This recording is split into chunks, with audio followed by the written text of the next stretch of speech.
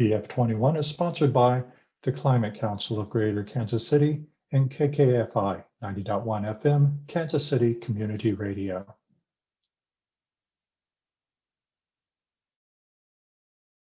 This is Kansas City's Regional Climate Action Plan.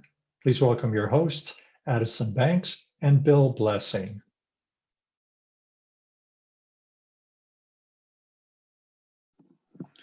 Thank you and good morning. We're very happy you joined us here today for what I think is a great example of thinking globally, but acting locally. And we'll talk about some specific things Kansas City can be doing to mitigate and adapt to the climate crisis. I'm Bill Blessing.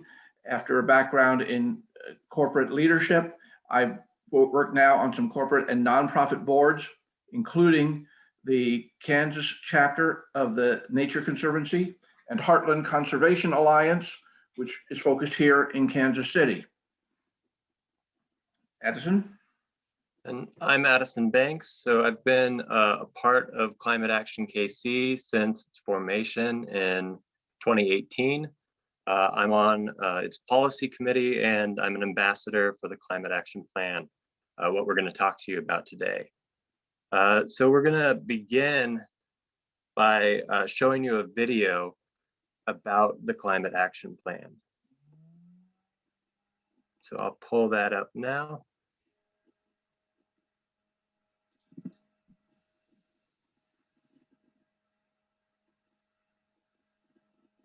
And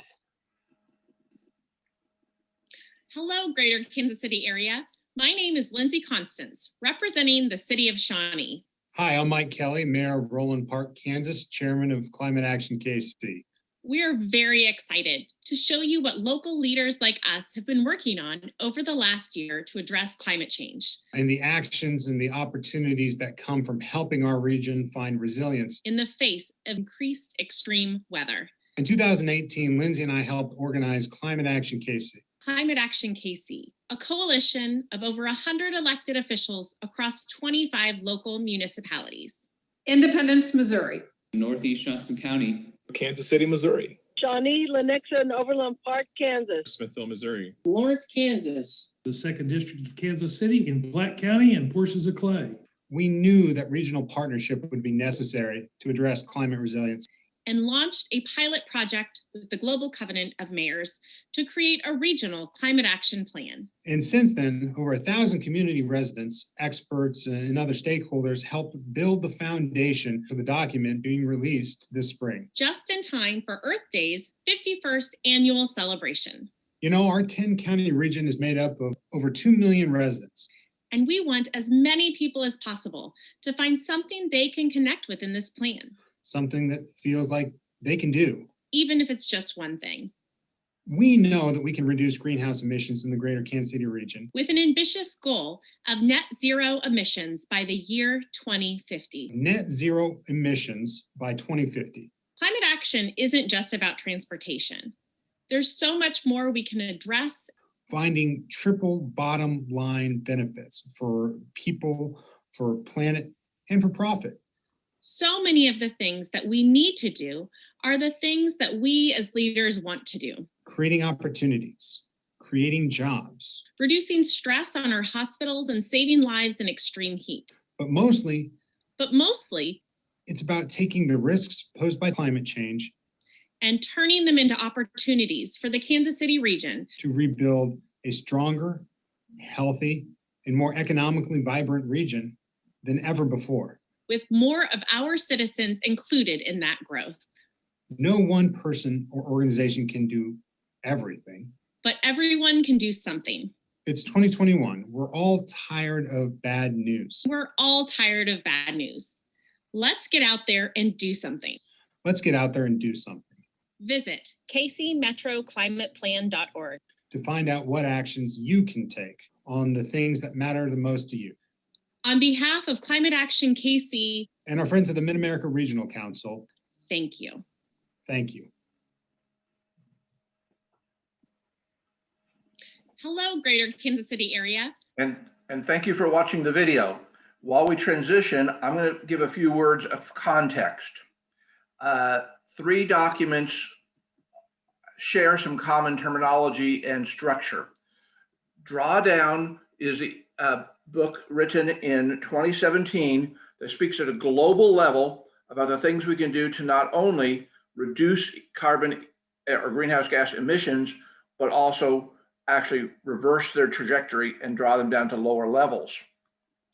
It was based on that concept. In fact, Paul Hawken was the speaker at the kickoff event for Climate Action KC, which led to its publication of a playbook, suggested actions to be taken by local county, city, and other area governments, that was published in December of 2019. What we're here to talk about today is the action plan just recently launched and endorsed by both the boards of directors of the Climate Action KC organization, which is made up of volunteer from various regional government positions, and by the Metropolitan Area Regional Council, which is a more formal or structured organization involving all of the governments of 10 counties, 123 cities, and others in the greater metro region. It says in the video, over 1,000 volunteers work together with staff of these two organizations to pull together the climate action plan that we'll now describe to you. Adison. Thank you, Bill. Yeah, and if you have any questions during the presentation, be sure to put them in the Q&A box, and we'll answer them at the end of the presentation. So like Bill was just saying, the Kansas City Regional Climate Action Plan was developed by Mid-America Regional Council in partnership with Climate Action KC. And the plan was developed through a process that engaged more than 1,000 individuals across various sectors throughout the region. The plan is a voluntary, flexible, and collaborative framework. It intends to build leadership and draw upon previous successes in ways that align with local priorities and challenges. This plan is not a prescriptive document. It's meant to be tailored to meet local needs in flexible ways that can be scaled up to provide regional scale benefits and impact. And overall, the goal of this plan is to achieve net zero emissions in our region by 2050. So there were several guiding principles or guiding thoughts that shaped the development of this plan and will guide our collective commitment to climate action as we implement this plan. I'm going to share 5 of these guiding thoughts. First, so much of what we need to do, we want to do. The solution in this plan not only cut greenhouse gas emissions, sequester carbon, and make communities more resilient to the effects of climate change, but these climate solutions also build stronger, healthier, and more vibrant communities. In this way, the Climate Action Plan aligns with past planning efforts. We want healthy, livable communities where people have safe, affordable transportation options, where people have access to food, to jobs, and resources that make them successful, where people can enjoy a healthy natural environment, and where people can connect to one another and build community. The second guiding thought is that we've already proven that we can do this. Many of our climate solutions, much of our resilience, builds on previous investments.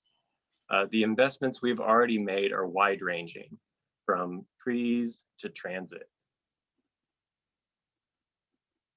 The third guiding thought is that solutions must match the scale of the challenge. There is a lot of work to do here. The solutions must catch up to the scale of the problem, and there's a lot that we can do to make a big difference. So the fourth guiding thought is that leadership comes from all of us. Whether you're a federal or state legislator, or a person volunteering with a nonprofit or working within your neighborhood, we can all be leaders who help to implement the solutions in this plan. And the fifth guiding thought is do no harm. When it comes to human-caused global warming and climate change, doing nothing is harmful. And it is possible for us to do a lot. And now I'm going to turn it back over to Bill. Thank you. One of the things I like about drawdown and related programs is that they try to quantify and be specific about known technologies and how they can be applied in ways that are measurable, not just theoretical or altruistic. So building on a 2015 partial inventory for metropolitan Kansas City area of greenhouse gas emissions, this inventory summarizes the three major categories of that cause most of our greenhouse gas emissions. Both residential and commercial and institutional buildings use energy, primarily grid-based electrical power, but also some gas and coal. And the amount they use is driven by how efficient their buildings and operations are, and of course the technology used to produce that. And those comprise a total of 61% of the greenhouse gases currently emitted and quantified in Kansas City area. On-road transportation fuel use is the remaining 34%, the largest by itself in that area.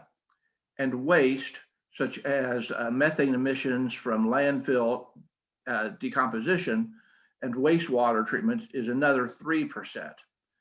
The use of other fuels and so forth are the remaining 2% in those areas. I mentioned that this is not complete because statistics are hard to come by, and I'm very impressed with the yeoman's work Mark and other groups have done in doing this, but there's still agriculture and land use impacts on greenhouse gas emissions that are not included. Planes, trains, and barges are not yet included, but the hope is to continue to expand the inventory and make it more comprehensive. Yet it's a great starting point that captures most of the current emissions and gives us a base from which we can begin the drawdown analysis I'll speak to in a moment. Next slide. But of course, you know, because you're attending this in Earth Day festival, that we are at risk because of this. And those risks can be quantified into these 6 hazards that go across the Kansas City area. The 3 that you'll hear or read if you go to the KC Metro ClimatePlan.org website that was referred to earlier, they are high in both probability and consequence, are the offsetting risk of flooding and drought as weather becomes less predictable and more severe, and extreme heat. But those risks are not proportional to everyone in the metro area. So the analysis also included a vulnerability risk based on socioeconomic stress indices that, again, building on the government metrics that Mark already works with. What are the availability of food and jobs and healthcare and cooling from urban heat islands? So based on analysis of those and other factors, the geographic map you see on the right-hand side of this slide speaks to where socioeconomic stress is greatest, which are areas that have been historically known as poor or urban core areas, and they are the most exposed to the damages that come from climate change, the most susceptible to impacts from those changes, and the most unable to cope with remedial measures that go to that.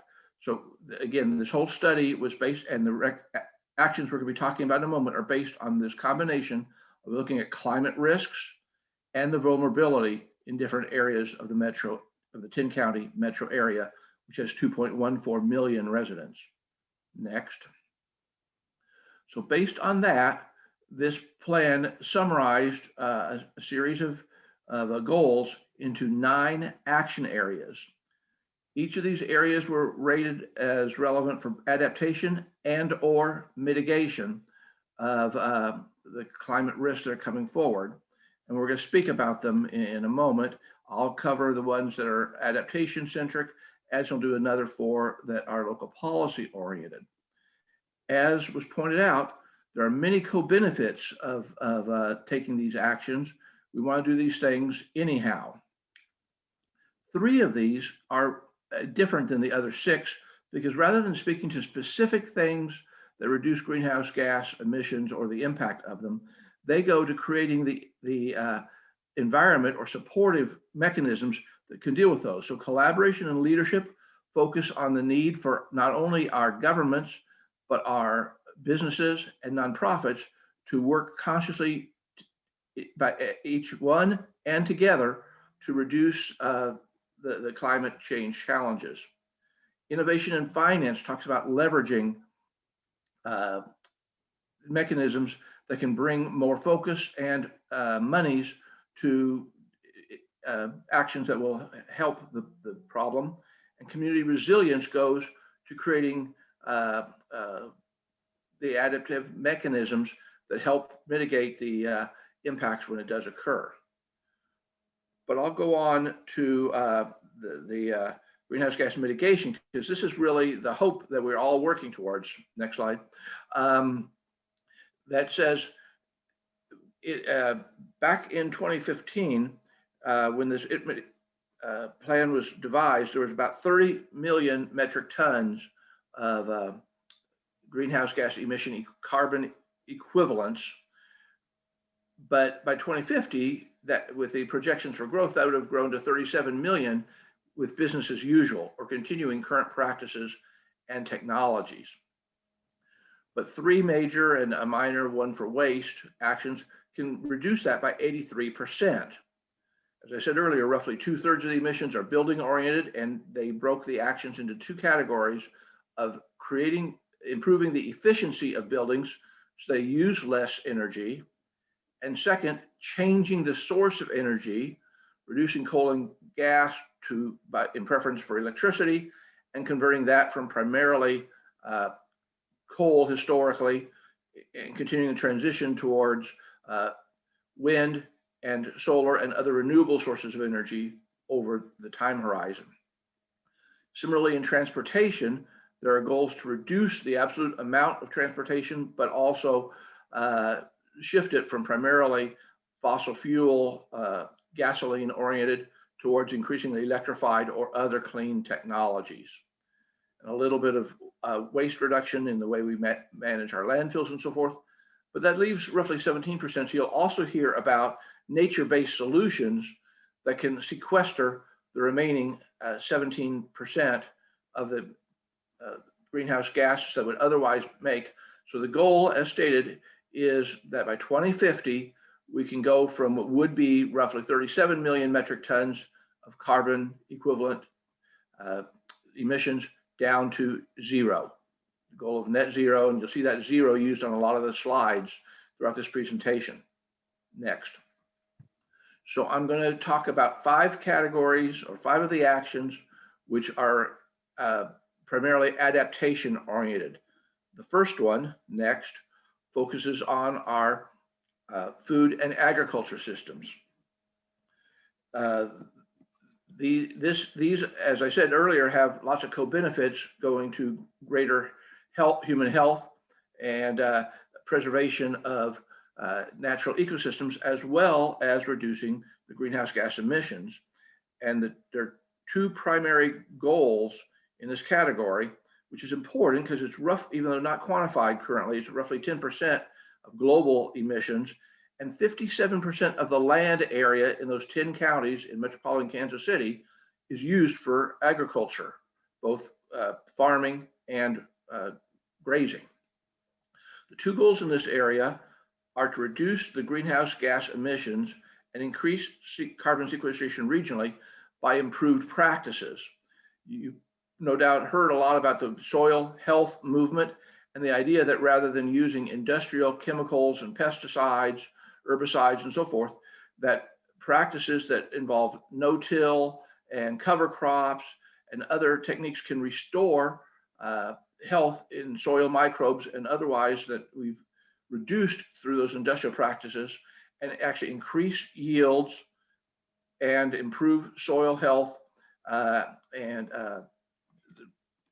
carbon sequestration through changing those practices. And there's more detail on these with specific suggested metrics under them in the plan itself. The second goal in this area is to develop a more secure regional food system. I'm still on the prior one, to mitigate supply chain issues. As we said earlier, the distribution of food is not evenly spread throughout Kansas City. There are food deserts as well as urban heat islands and so forth in those more socioeconomically exposed areas. And by making food more local, reducing the length channels, we not only reduce greenhouse gas emissions, but we can make the food system more secure and healthier for the residents to use. Now I'll go on to the second area of adaptation efforts next. And it's titled Nature-Based Solutions, also in the document referred to as urban greening. As you know, green infrastructure, in preference to gray or concrete-oriented human-made structure, has many co-benefits besides the sequestration of carbon. It reduces flooding. It can increase cooling effects from urban tree canopies, improves habitat for other species, and human health, because as much research shows, people who spend more time in nature have better mental and physical health outcomes. The scale of nature-based solutions can vary. A rain garden in your backyard can help in this category. A vacant block in the middle of the city can be converted into a pocket park or a community garden and help at that level. Or you can get into county-wide park systems or multi-county park systems, such as along the Blue River that I believe this photograph represents. There are 4 goals set in the plan for this area. First, to create resilient, healthy landscapes in all those ways that sequester carbon through forested or prairie or savanna habitats that are more natural and in the natural cycle of nature systems brings carbon out of the air and puts it back into the soil. Second, to reduce urban heat islands, which are a human health risk and goes to one of those 3 most severe hazards for the area through increasing urban tree canopies, a recommendation to plant a tree at the southwest corner of every residence, and other actions they are in more detail in the plan. Third, sequestration by land stewardship to preserve the natural areas we have now, or even better, restore some that have been developed. And this can be done both by government actions like city and county park systems, but also private conservation easements that keep land in more natural conditions. Fourth goal in this area is to adapt facilitative policies, and there's a whole series of recommended government policies that counties or cities can follow mark formats or pro forma examples of legislation to create mechanisms that enable businesses and individuals to take actions that are consistent with nature-based solutions to sequester more carbon. Next, as we mentioned, one of the supportive mechanisms is finance and innovation. You know, there's a common joke made that you can make green money while building green infrastructure. You know, categories like energy efficiency, recycling, or the circular economy, and urban farms are all examples where people around the world are making investments that can produce solid economic returns while also replacing carbon emitting processes with carbon mitigating or even sequestering processes, and we need to develop those. 3 goals in this area are to fund climate action. There's already work underway. Some of the area entrepreneurship coaching groups and incubators and so forth to make sure they consider green infrastructure types of investments as well as social media or other high-tech actions. Leveraging green jobs through the innovation ecosystems is a primary goal, and there's a number of programs around town, Green Guardians and Green Stewards and so forth, that recognize that there's good employment opportunities related to many of these actions that we're discussing today that can produce jobs that are needed in some of the areas that are most stressed by climate change. Can see this as an area that produces solid economic jobs and opportunities. And third, creating high-speed digital access to the underserved will enable people to connect to resources that help them mitigate their own activities that add to climate change problems and other solutions. Again, this is another example where there are things we want to do anyhow and have many co-benefits that are considered important for climate action, adaptation, and mitigation. Next, the area of organic or solid waste, which is labeled in parts of the plan as industry and resource management, helps to take something that might produce methane if allowed to rot in landfills and turns that food waste into compost, which not only is a fertilizer for agricultural uses, but also increases soil absorption so that water percolates into the soil and stored there, reducing downstream flood issues that are aggravated by our climate problems. So there are two goals suggested by the plan in this area. First, to increase waste diversion, which is reusing materials, which is not just food, but other industrial materials and so forth. And there are active programs such as through Bridging the Gaps exchange programs and others. There are recycling programs, composting programs. Adison will talk more about that in a presentation later today. And purchasing programs where businesses can try to orient their purchases to post-consumer paper or other resources that create demand for recycled materials and stop that from going into landfills where it might produce methane, a potent greenhouse gas. A second goal in this area is to reduce landfill methane emissions, what's already in the ground and will continue for some time to be going there if allowed to rot, produces methane, but that methane can be captured and either used as a energy producing gas or flared off, reducing it from potent methane to the still bad but less potent carbon dioxide. So how we manage our landfills can make a difference in reducing greenhouse gas emissions in the future. Next, and my final adaptation action area is a resilient infrastructure. So our communities can produce less gas and also be better prepared to deal with changes in climate that are likely to occur. And there are 4 actions suggested in this area.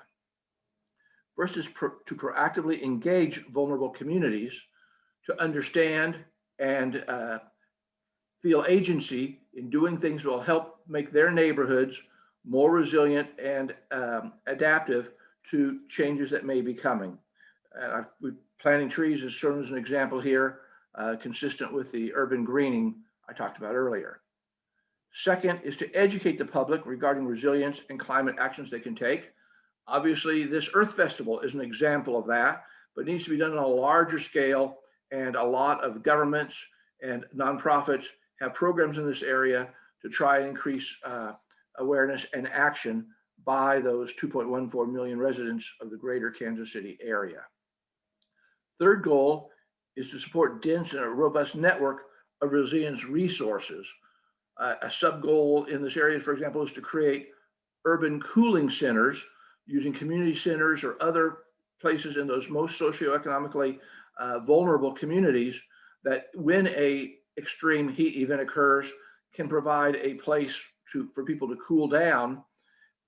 Just like in severe winter events, there's places for people to stay warm. That and other examples of resilience are in more detail in the action plan. And fourth, to prepare for climate risk and stresses in the way we design our urban infrastructure and so forth going forward. Again, more detail in the plan, which I commend for everyone to read. But for now, I'm going to turn it over to Adison, who's going to talk about some of those actions that are particularly recommended for our local governments. Thank you, Bill. So there are strong interrelationships among each of these plan sectors or plan action areas. Compost is a good example of that. In the waste sector, compost is a byproduct of reducing organic waste and methane from landfills. This compost in turn can help the productivity of local food production and build healthy soils. It can then act as a sponge and reduce flooding. Another example is that Climate Action KC is launching a regional building energy exchange. This will help improve existing buildings to become healthier and more efficient. At the same time, many jobs will be created to facilitate this process, while homes and businesses will find cost savings to increase the affordability of energy and water. Another example is the creation of walkable 15-minute neighborhoods. Having walkable tree-lined streets, accessible parks, and urban agricultural opportunities, all while absorbing more water into the ground, reducing flooding risks, and also reducing urban heat islands. Communities that are walkable help neighbors interact, which helps to build community support systems to weather future stresses.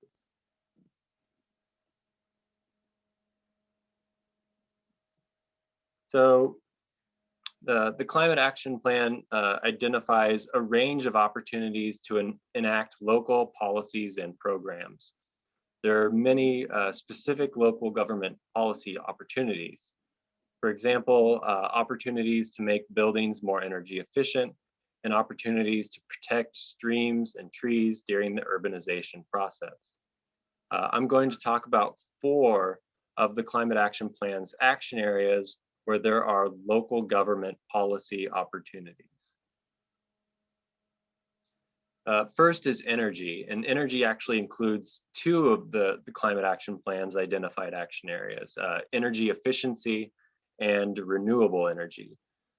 Some of the policy opportunities include adopting energy benchmarking ordinances, adopting building performance requirements, requiring energy disclosure at the time of sale or rent, and adopting a solar-ready ordinance.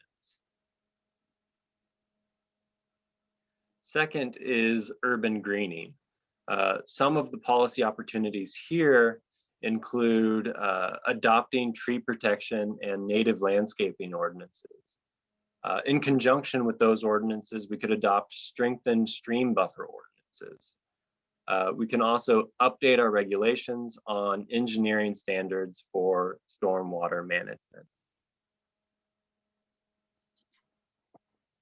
So the third is transportation and land use.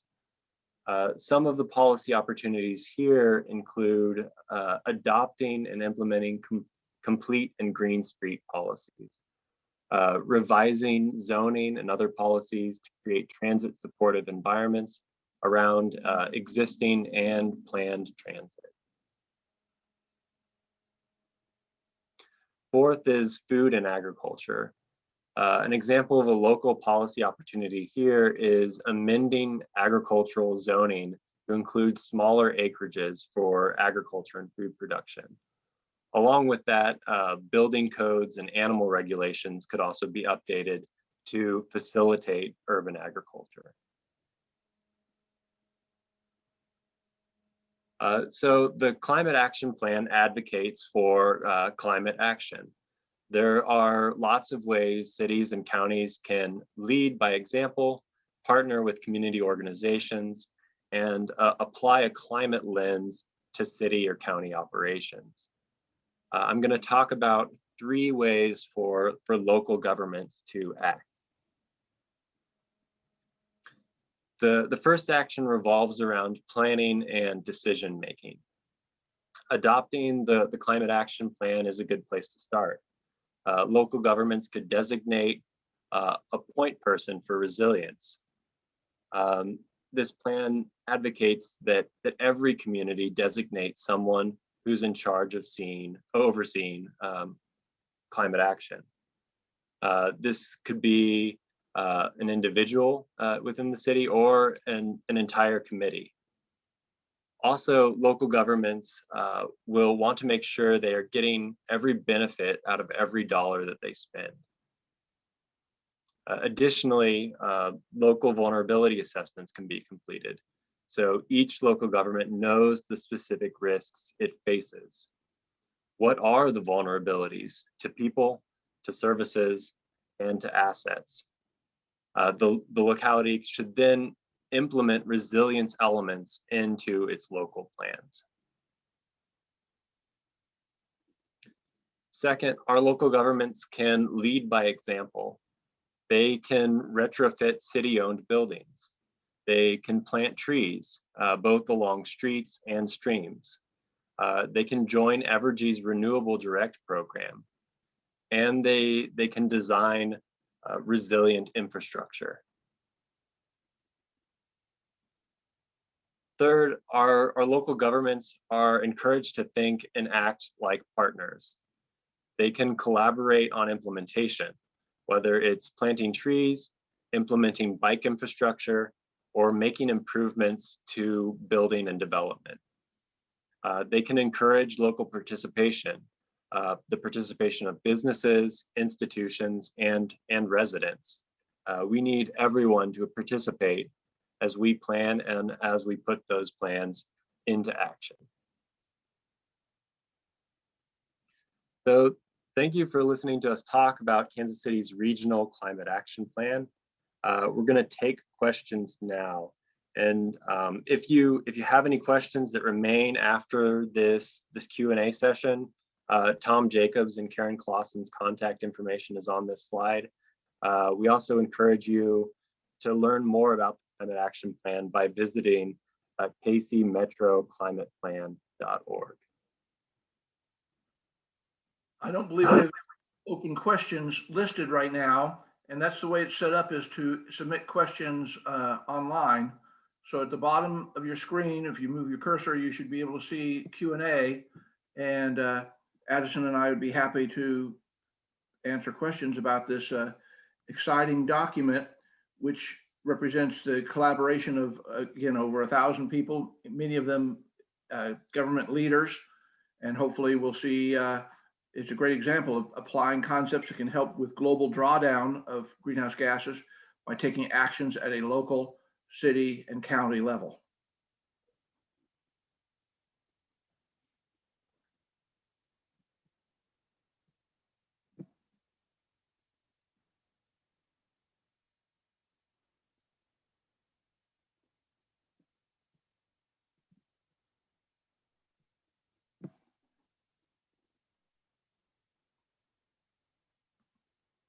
In our role as ambassadors, you know, I'm slated to speak about some of these ideas with my local city government, and some of you might become involved in this advocacy as well. So that's the first thing I'd answer to the question from Danielle about what we can do. Of course, we can all take individual actions, and recycling and planting trees and so forth are things we all ought to be doing more of individually. But to lever this, what I like about this plan is it's looking at the big systemic opportunities to make change that our city and county governments and large businesses can do. So learning more about this from kcmetroclimateplan.org, and then asking your local elected officials, what are we doing to adopt locally appropriate portions of this plan in our city or county? It lets them know that their constituents care about these things. So that's the first thing I'd say is the advocacy area. And I'll continue with Bob's question. I don't know about Kansas City's sister cities like Seville, Spain, or specifically, but there's over 1,000 cities around the nation in the Mayor's Covenant on Climate Action. And I think it was Lindsay Constance who referred to that in the opening video. They have provided resources to Mark and Casey, Climate Action KC, in development of this plan based on actions that other cities around the world have already taken to move in this direction of reducing greenhouse gases. So that one, and I see that Bob may want to as our host from Earth Festival 21, may want to supplement what I just said.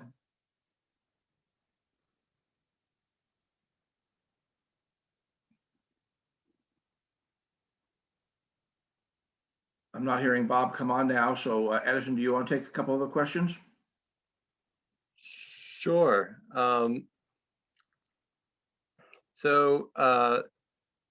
Norm asked, is Evergy on board with the climate action plan? And the answer to that is yes. I talked about adopting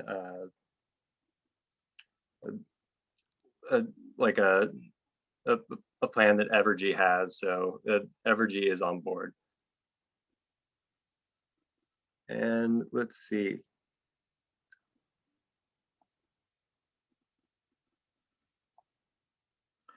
To answer Chris's question, yes, there are specific plans by Mark and others to report progress on this. And there are also what I'll call celebratory events to try and recognize great examples of not only governments, but also businesses and nonprofits taking actions that are consistent with the drawdown goals and this climate action plan. So I can't report on exactly how frequent those will be, but there's very much a recognition that we need to celebrate progress and successes. We need to have interim progress objectives and not wait till 2050 to say, did we achieve zero or not? And so in all of these categories, both at global and national and at our metro area, there's plans to have interim reports on progress.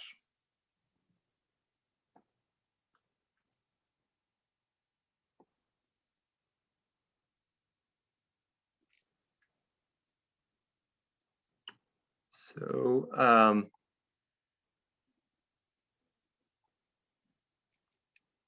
Christina asked, is the city of Kansas City planning to stop using Roundup?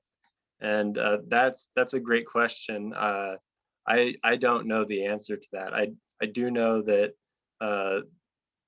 other cities, the city of Roland Park does not use herbicides, but I'm not sure about the city of Kansas City.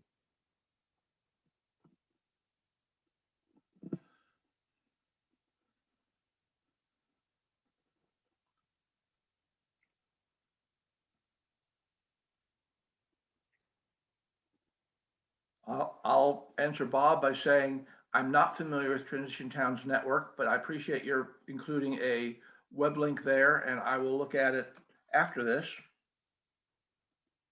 There,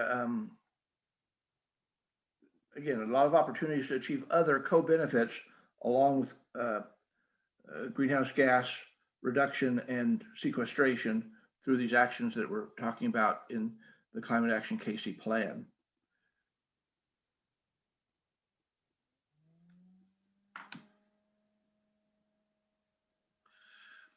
I know that in my own community, there is a process for the city to interact with the homes associations that Norm asks about. I think that is, I'm not aware of the metro-wide group dealing directly with homes associations, but they're trying to deal with cities who in turn can deal with the homes associations in their own area.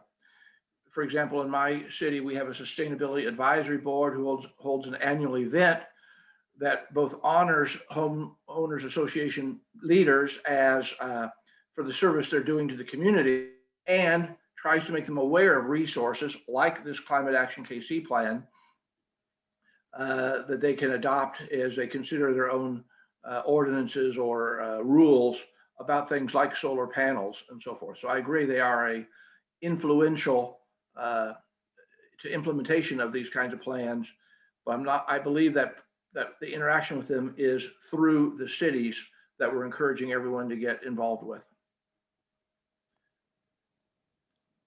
So we have a question from Danielle. What is the best thing we can do as individuals to help make this plan a reality? Bill, do you have any thoughts on what the best thing that we can do? That's the one I addressed earlier, saying advocacy to your local elected officials, because they are close enough to the community that they care about what individuals say to them, and they figure that every time they hear from one person, there's another 10 who think the same way, and letting them know that you want them to review and consider implementation of these policy and other actions from the Climate Action KC plan. And that's what I would recommend first, because then, you know, things get done at a city or county-wide level. I see that the Earth Festival moderator wants to answer some of these things live, so I guess I encourage him to step in and speak if he wants to do so and supplement our answers to some of these good questions.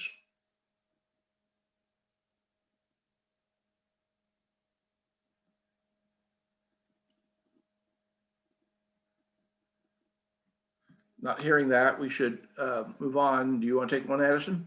Sure. So Spencer asks, what are your thoughts about the role of the media in limiting actions on global warming until now, and what we might do to improve the quality of media available to the public? That's a great question. I definitely think that the media can do more to make people aware of both the problems that we're facing and these solutions that are there in front of us for us to just walk into and begin implementing. So yeah, I think you know, kind of public service announcement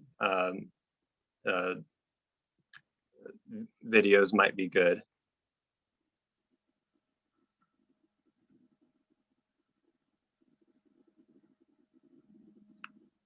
So Christina asked, are there mass transit features in the plan? And I believe, I could be wrong, but I believe there are. There's an entire action area designated to transportation, and mass transit is part of that. So, and that's one of the areas that the metropolitan area regional council really helps coordinate among cities and counties, is mass transportation around Kansas City. So you can learn more from their website about that as well. And Bob has given us a number of good resources online, but he also asks the question, does KC have a community access TV station? And I'm not sure that it does. However, the sponsor of the Earth Festival that you're attending, KKFI Radio at 90.1, is a community access radio station. And they do have environmentally oriented programming as part of that. So at a radio level, I know that exists. I'm not certain about television.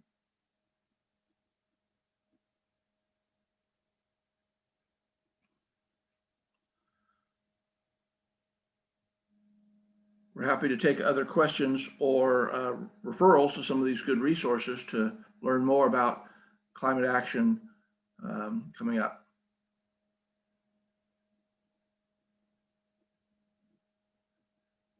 And while I've read, thank you, Chris, for the reference to Donut Economics Action Lab. And I have read of that organization, but I'm not aware of Kansas City or Metropolitan Area Regional Council's direct involvement with it. As you say, Portland and Philadelphia have already joined. But I think there's a good momentum for a lot of action at the community level, where basically local leaders are saying we don't have to wait on dysfunctional national politicians to tell us what to do. We can take actions that help both mitigate, and adapt to the possible consequences of climate change through actions we take locally. And that's what I like about this climate action plan we're talking about now, is it's practical, current technologies. They've been tried in other places and have worked. They're not what I'll call moonshot new technology developments. And so they help with the potential of reducing emissions and ultimately drawing down greenhouse gases. And now Bob has given us another good book recommendation.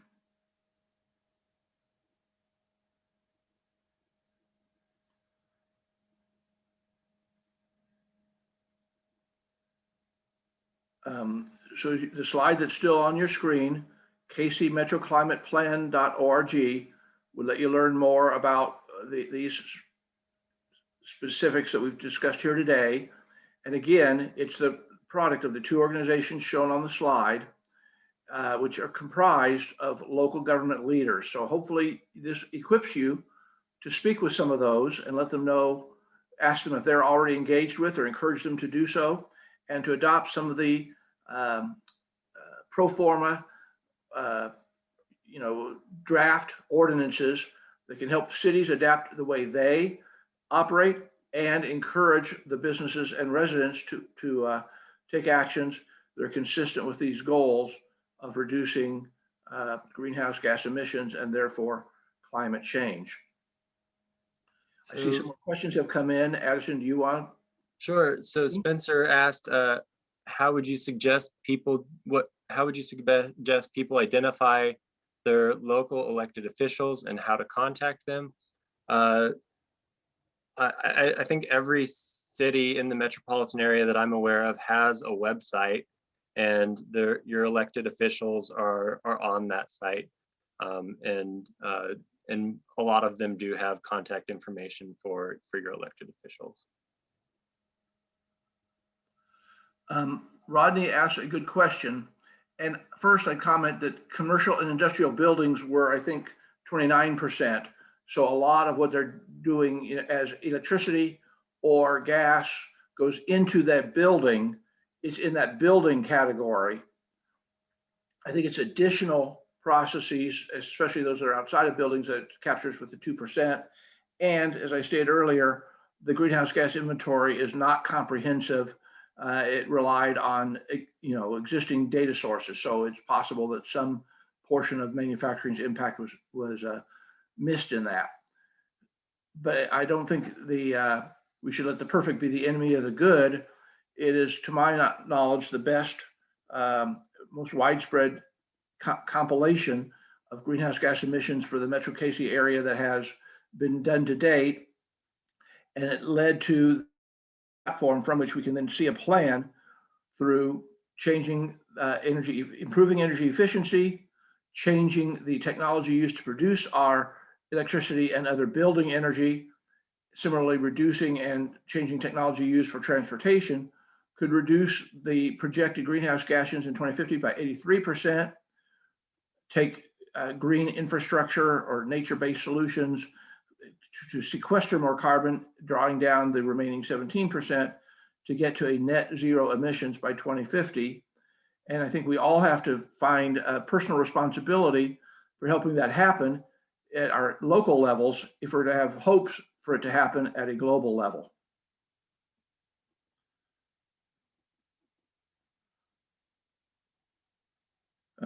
Thank you, Bob, and others for kind comments. Adison, is there anything else you want to say as we wrap up this first presentation of today's slate of Earth Festival presentations? No, I just thank you all for joining us today, and we enjoyed getting to talk to you about the climate action plan, and just hope that all of you go out and read the plan and take action in your area. And someone asked earlier about where to find officials, and here's a national website, usa.gov/elected-officials will help you find those contact information for city and county people, so you can ask the questions about adoption of the climate action plan. And stay tuned, because both these organizations, I believe, are dedicating resources to first make people aware of the plan, to encourage its adoption, and then to measure progress over time towards it. So again, thank you all for joining us today, and for the Climate Council of Greater Kansas City and KKFI for sponsoring the Earth Festival. Enjoy what now, where I am at least, is nice weather. Enjoy the spring as we resolve to do more to help protect our Earth and its climate. Thank you for joining us today.